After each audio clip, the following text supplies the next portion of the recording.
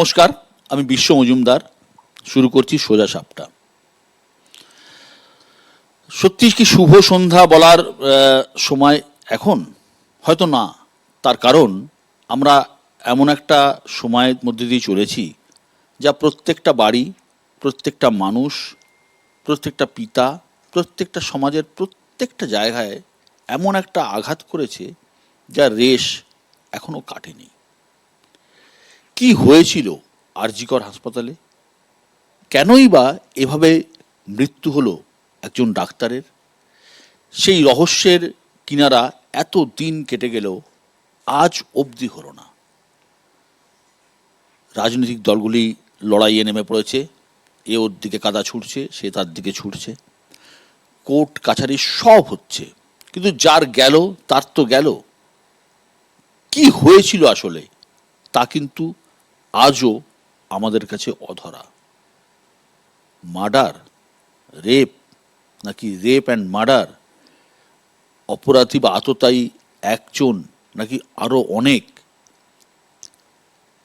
আমরা এখনো কিন্তু সেই অন্ধগলিতে ঘুরেই চলেছি।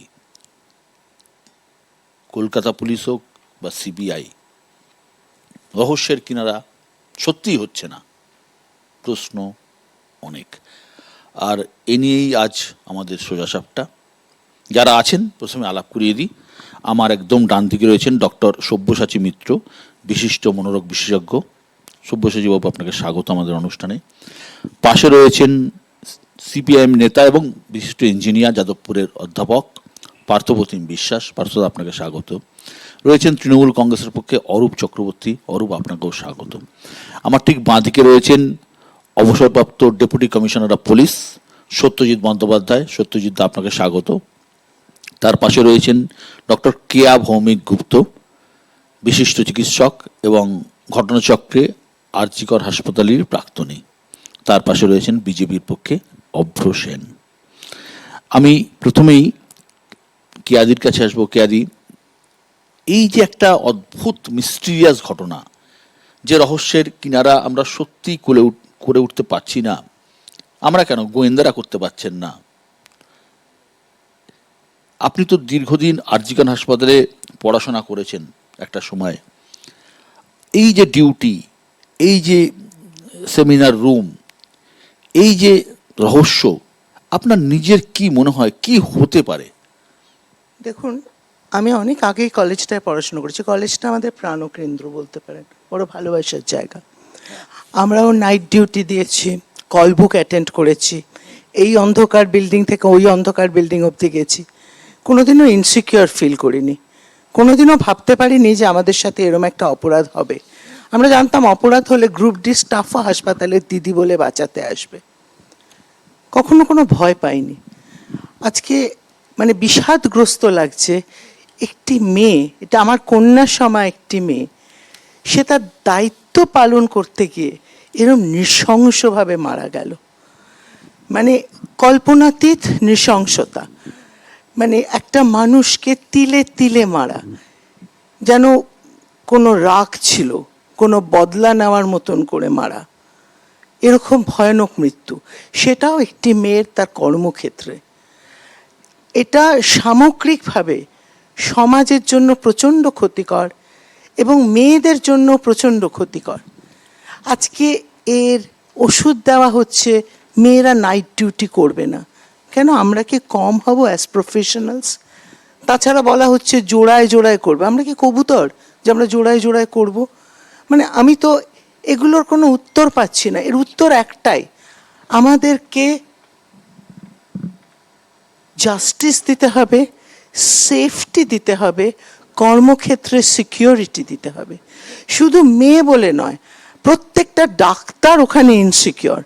14 তারিখ রাতে যে ঘটনাটা ঘটেছে, যেভাবে ওদের আক্রমণ করা হয়েছে, যেভাবে হাসপাতাল ভ্যান্ডেলাইজ করা হয়েছে, যেভাবে হস্টেলে উঠে ছেলেদের মারার চেষ্টা হয়েছে, তাতে আমার মনের ভিতর গুমড়ে একটা কথাই হচ্ছে যে জানোয়ারদের চারণভূমি আমার কলেজ নয়, এই জল্লাদের উল্লাসভূমি আমার কলেজ নয়। খুব দুঃখ হচ্ছে জানেন, মানে আমি শব্দে কথায় প্রকাশ করতে পারবো না। আমরা জানতাম যে কলেজটা আস্তে আস্তে আস্তে আস্তে তলিয়ে যাচ্ছে, এবং এমন একটা লোকের কৃতিত্বে সেটা তলাচ্ছে, সে লোকটার নামও আমরা অনেক দিন ধরে জানতাম। প্রত্যেকবার সে গেছে আমরা খুব আনন্দ পেয়েছি যে যাক আপদ বিদেয় হলো। ওমা, তার কিছুদিনের ভিতরে খোটা সিক্কা আবার ফেরত চলে এসছে। কোথায় যে তার এত প্রভাব, কোথায় যে তার এত শক্তি, এবং সবচেয়ে লজ্জাজনকভাবে সেও নাকি আর্চিকরের প্রাক্তনী। মানে সে আমাদের প্রত্যেকের কলঙ্ক, এইটুকুই আমি বলতে পারি। সে যে কি না করেছে আর্চিকরে, ছাত্রদের দুর্বৃত্তায়ন, যে ছাত্ররা, আমি মনে করি কোনো ছোট 18 বছরের ছেলে গুন্ডা হয়ে হাসপাতালে ঢোকে না, কিন্তু তাদের গুন্ডা বানিয়েছে, তারা তোলা তুলেছে, তাদের দুর্বৃত্তায়ন করা হয়েছে।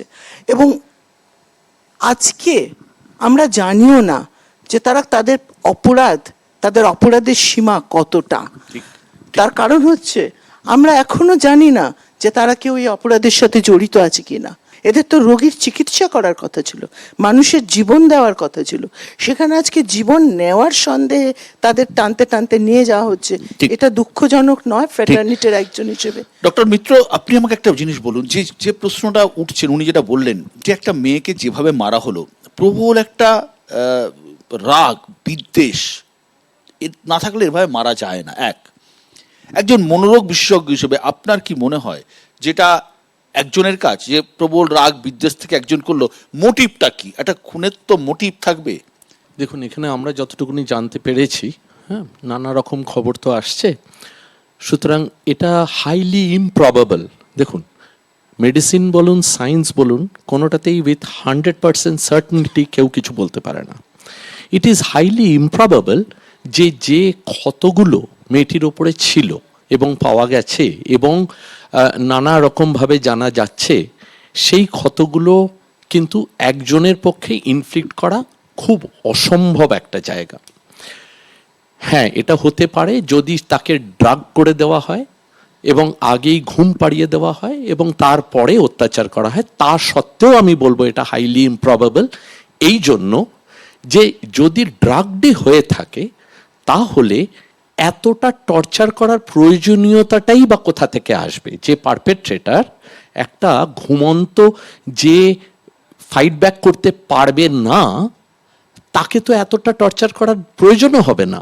সুতরাং সাইকোলজিক্যালি, যদি ফরেনজিক সাইকিয়াট্রিস্ট হিসেবে বলতে চান, তাহলে এই টর্চারটা যেটা হয়েছে ভিসাভিস যে সিচুয়েশনটা ছিল, এটা হাইলি ইমপ্রবাবল যে একজন করেছে। এবং এইটা কিন্তু খুব ইজিলি আইডেন্টিফাইড হবে যদি প্রপার একটা পোস্টমর্টেম রিপোর্ট আসে এবং সেখান থেকে ইনজুরি চার্টটা পাওয়া যায়। কারণ আর একটাও জিনিস যেটা দেখতে হবে, আমরা ভিকটিমের কথা ভাবছি, এখানে পারপেট্রেটারের কথা দেখুন। এই যে ছেলেটিকে পরের দিন পুলিশ হাতে ধরে করে নিয়ে যাচ্ছিল, যেটা আমাদের টিভিতে দেখানো হয়েছে, আপনাদের মিডিয়াতেও দেখানো হয়েছে, সে কিন্তু খুব মেজরলি ইনজিওর্ড হয়েছে, সেটা কিন্তু কোথাও বোঝা যাচ্ছে না। একটি মেয়ে, 31 বছরের মেয়ে, সবল মেয়ে, যাকে কেউ মারতে আসছে, সে লাস্ট মোমেন্টে বুঝতে পারছে যে তাকে শুধু মারতে আসেনি, তাকে মেরে ফেলবার জন্য এসেছে। সে কিন্তু নিজের জীবনটা বাঁচানোর জন্য the best fight of her life or his life দেবে। এটা যে কোনো মানুষের ড্রাগড হয়ে গেল, যদি ড্রাগড হয়ে যায় তখন কিন্তু জিনিসটা একটু অন্যরকম চিন্তা ভাবনায় আসতে পারে। কিন্তু এখানে যে পারপেট্রেটারের কথা বলা হচ্ছে, বডি ওয়েট বলুন, পজিশনিং বলুন, যতটা ইনজুরি আমরা জানতে পেরেছি হয়েছে, that too will be highly improbable. আপনাকে আমি একটা স্পেসিফিক প্রশ্ন করছি, আমরা জানি না, সাধারণ মানুষও জানে না, আমরা তো জানিই না, এই যে পোস্টমর্টেম আর ফরেনসিক, এই দুটোর মধ্যে পার্থক্যটা কোথায়? পোস্টমর্টেম হচ্ছে একটা মানুষ যখন মারা যায় তখন তার নানা রকম, ধরুন মারা কিভাবে গেল সেইটার উদ্ঘাটন করার জন্য একটা ডেড বডির পোস্টমর্টেম করা হয়। পোস্টমর্টেমের অনেকগুলো পার্ট আছে। একটা রেডিওলজিক্যাল অ্যাসপেক্ট, যে এক্সরেগুলো করা হলো, একটা স্ক্যানের অ্যাসপেক্ট, যে ব্রেনে কোনো হেমারেজ ছিল কিনা সেটা দেখা হলো, তারপরে আসে ডিফারেন্ট ভিসেরার অ্যাসপেক্ট। ভিসেরা মধ্যে আমাদের খাদ্যনালীতে যে প্রোডাক্টটা আছে সেটা বিভিন্ন লেভেল থেকে কালেকশন হয়, কারণ বিভিন্ন লেভেল থেকে অ্যাবজর্পশন হয়। সেটা আমাদের একটা টাইম লাইন রাফলি দিতে পারে যে কখন এই কাণ্ডটা ঘটানো হয়েছে, কিংবা কেউ যদি ধরুন ওভারডোজ করলো, তখন আমরা জানতে পারি যে এইটা রাফলি এই সময়ের মধ্যে ওভারডোজ করলে খাওয়ারে ওই সময়ে জিনিসটাকে পাওয়া যেতে পারে এইখানে। কিডনির পিস রাখা হয়, লিভারের পিস রাখা হয়, লাংসের পিস রাখা হয়, নখ রাখা হয়, চুল রাখা হয়, দাঁত রাখা হয়, এইগুলোর রাখা হয় আলাদা ভাবে। এই প্রত্যেকগুলোর একসঙ্গে নাম বলা হচ্ছে ভিসেরা। এই ভিসেরা কেন রাখা হয়? টু আইডেন্টিফাই, কারণ ধরুন একটা কিছু পয়জন কাউকে দিয়ে দেওয়া হলো, তাহলে তো ভিসেরা ধরা পড়বে তো, যদি থাকে পড়া তো উচিত। যদি এরম হয়ে থাকে ডেফিনেটলি পড়বে, ডেফিনেটলি পড়বে। এই কতক্ষণ এই যে ড্রাগ দেওয়ার পরে কতক্ষণ এটা ইয়ে থাকে? সেটা বিভিন্ন ড্রাগের বিভিন্ন রকম হাফ লাইফ থাকে। সুতরাং কোনোটা 6 ঘন্টায় পর্যন্ত পাওয়া যায়, কোনোটা 8 ঘন্টা পর্যন্ত পাওয়া যায়। যেরকম ধরুন গাঁজা, হ্যাঁ, গাঁজা কিন্তু 1 মাস পর্যন্ত ইউরিনের স্যাম্পেলে পাওয়া যেতে পারে। 1 মাস পর্যন্ত পাওয়া যেতে পারে। That is the highest kind of half life that weed has. সুতরাং এই সবগুলো রাখা থাকে। এবার এটাকে দিলাম পোস্টমর্টেম। এই এবার ফরেনজিক কাকে বলে? ফরেনজিক হচ্ছে যেখানে এই দুর্ঘটনাটা ঘটেছে তারা জায়গাটাকে অ্যাসেস করবে, বডিটাকে অ্যাসেস করবে, পুরো জায়গাটা যেখানে ঘটনাটা ঘটেছে সেটা ডিজিটালি ক্যামেরা বন্দি করবে। সেই জায়গা থেকে যদি কোনো ব্লাড স্প্ল্যাটার থাকে সেটা দেখবে, বডিটা কিভাবে পড়েছিল দেখবে, দরজাটা কিভাবে খোলা ছিল দেখবে, ফ্লোরটার কি অবস্থা দেখবে, সিলিং এর কি অবস্থা, সবকিছু ভিডিওগ্রাফি করা হবে, পুরোটা ভিডিওগ্রাফি করা হবে। এবং সেইটার ওপরে ফরেনজিক্স না এইটার কজ কি হতে পারে সেটা ডিটারমিন করবে। অর্থাৎ পোস্টমর্টেম এই যে ক্যামেরাটা দাঁড়িয়ে আছে, এটার 3টে পা আছে, তার মধ্যে একটা পা যদি পোস্টমর্টেম হয়, আর একটা পা কিন্তু ফরেনসিক্স। অর্থাৎ সব ডেটাটা নিয়ে ফরেনসিক টিম ডিসাইড করবে when it happened, how it happened and why it happened. ঠিক। আমি সত্যজিৎ দাকে আসবো। সত্যজিৎ দা, আপনি দীর্ঘদিন ধরে এই ধরনের এই ধরনের বলবো না, ক্রাইম দেখেছেন, ক্রাইম সলভ করেছেন, আইও ছিলেন, ডেপুটি কমিশনার হয়েছিলেন। প্রাথমিক দৃষ্টিতে দেখা যাচ্ছে খুন ধর্ষণ বা ধর্ষণ খুন যাই হোক না কেন, সিবিআই বা কলকাতা পুলিশ যারাই তদন্ত করেছে একজনের বেশি কাউকে পাচ্ছে না।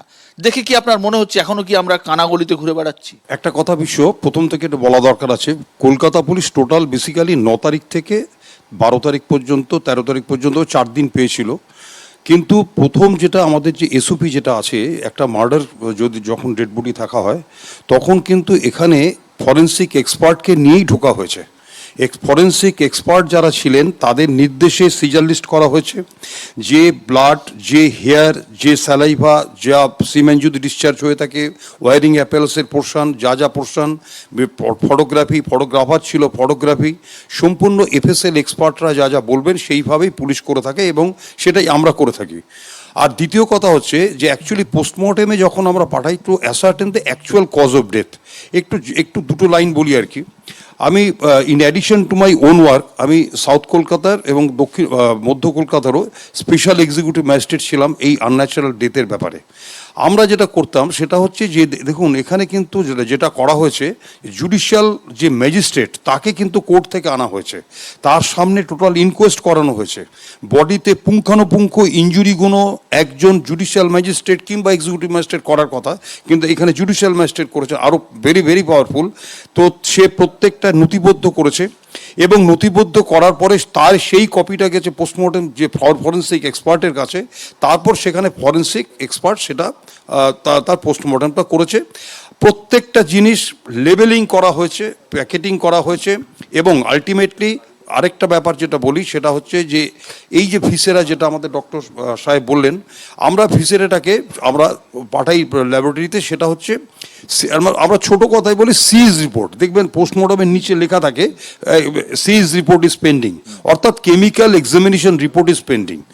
অর্থাৎ এই দিক থেকে যে 3-4 দিন যে কলকাতা পুলিশ যেটুকু পেয়েছে তার মধ্যে হয়েছে, হয়তো সামান্য ল্যাকুনা হয়তো আমার মনে হয় তো দু একটা হয়ে গেছে, কিন্তু ঘটনা হচ্ছে টোটাল করা হয়েছে। কিন্তু যেই প্রশ্নটা আপনি করেছেন যে সত্যি কি কানাগুলিতে ঘুরে বেড়াচ্ছে, দেখুন এই কেসটা এত সিস্টেমেটিকভাবে যারা করেছে, যারা করেছে মানে আপনি বহু বচন বলছেন, গরু বছর বলি বহু বচন না। মানে যারা বলছেন, মানে একজন কি একাধিক লোক যারা যে এর মধ্যে ইনভলভ আছে আর কি, খুব সিস্টেমেটিকভাবে তাদের যে এভিডেন্সগুলোকে ঠিক টেম্পারিং যেটাকে বলা হয় সেই টেম্পারিং করা হয়েছে। টেম্পারিংটা হতো না যদি এটাকে কর্ডন করে দেওয়া হতো। কর্ডনটা প্রথমেই, কারণটা হচ্ছে মানে সত্যজিৎ বন্দ্যোপাধ্যায় আপনি বলছেন যে এটা মার্ডার এবং মার্ডারে আততায়ী একাধিক, রেপ রেপ মার্ডার। হ্যাঁ, একটা লাইন যদি যোগ করে আমি শুধু এই যে দেখুন প্রচুর লোক ঢুকে গেছে তো ওই ডেড বডিটা দেখার জন্য, দরজাটা ফাঁক করে অনেক লোক ঢুকেছে। সাধারণভাবে যেটা দেখা যাচ্ছে প্রচুর হাতের ছাপ, পায়ের ছাপ, অর্থাৎ মিসক্রিয়েন্ট যদি বেশিও থাকে সেই হাতের ছাপ পায়ের ছাপগুলো এত পরিমাণে হয়ে গেছে যেগুলোকে আইডেন্টিফাই করাও মুশকিল হয়ে যাচ্ছে। এইটাই হয়ে গেছে আসল মুশকিল। একদম যার একদম আমি আসবো